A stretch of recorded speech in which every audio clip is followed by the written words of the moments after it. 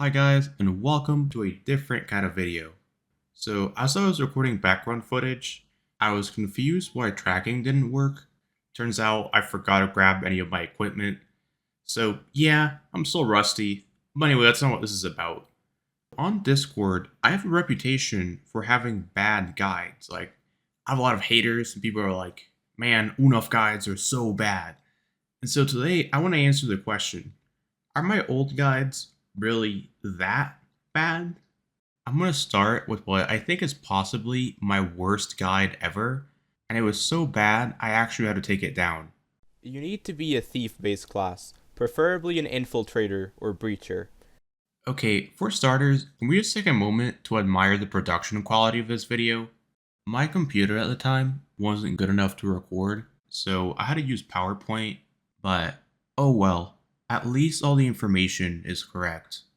If you knock out the third guards, then a timer will start, and at the end of the timer, more guards will respawn. If you knock out all the guards, then more will respawn instantly. Now, if you didn't know, this is not true, like at all. There is no timer, and they don't start respawning until you cross a certain point. The reason I said this is because we didn't know how it worked at the time, and a certain player had a theory, and I just completely went with it without testing it or anything. It's just a huge L on my part. Like, no excuses, but at least I remade the guide. Unfortunately, even my remake became outdated because the way the physics work for this changed, but you can still crate climb if you do it this way. Anyway, next up,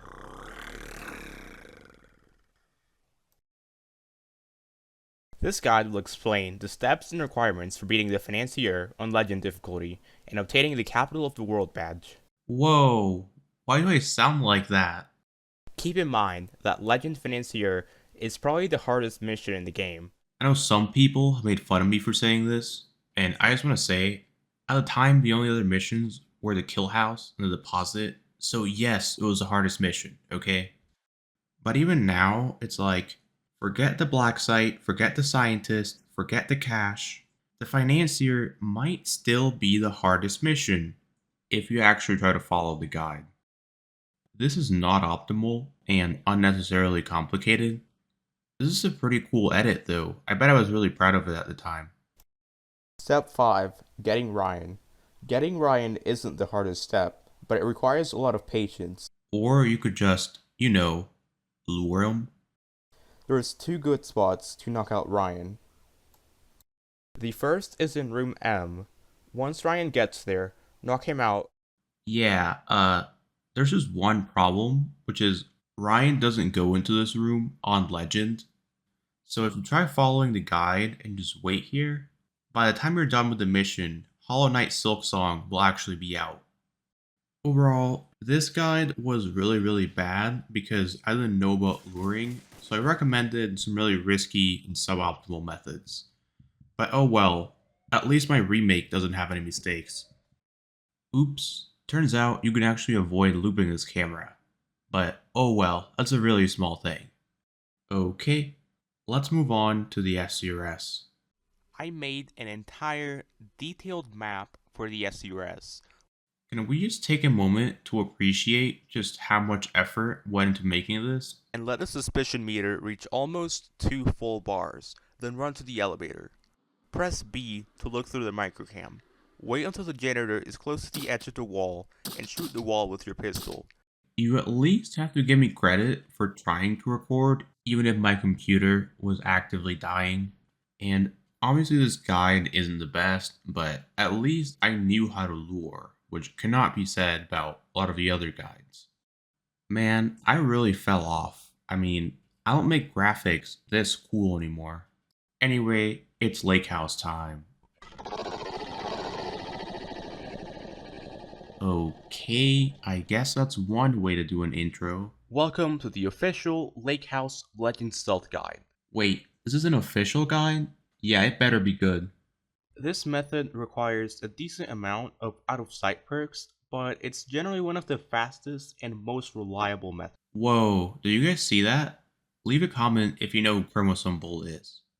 This method was always kind of weird, but it did actually work at the time, Unfortunately, it got patched, so I don't recommend it anymore. Instead, I think the meta strategy is just to do a bush lure, which I'll cover if I ever remake this guide. And now it's time for one of the most unfortunate mistakes in any guide. This guide is actually okay. It's not great, but it's okay. However, next, you should hide the bodies and get an elite disguise, which allows you to use your gun without getting the armed status. What I didn't know is that the elite disguise makes you get detected a lot faster, so it's just making the mission harder for absolutely no reason. Now that I've watched my own guides, what's the verdict? Are they really that bad? Unfortunately, I think the answer is generally yes, especially for some of the older videos. To be honest, when I made these guides, I only beaten the missions a couple times, and yet I felt like that was enough to make a guide on it. But to be fair, it was also a different time when a lot of the strategies we know today hadn't been discovered, and I was also just a kid starting out, so I don't think you can be too judgmental. But it is totally my fault not making more of an effort to correct wrong and outdated information in old videos. To be honest though, maybe I was more entertaining back then. I mean, yeah, some of the entry point memes were really bad, but other ones were okay and added more of a fun component to the guides. So, what do you guys think? Should I bring back entry point memes, or should I just stick to the facts? Which hopefully are facts and not this. Anyway, if you liked the video, make sure to like and subscribe for more entry point operators content, and I'll see you guys next time.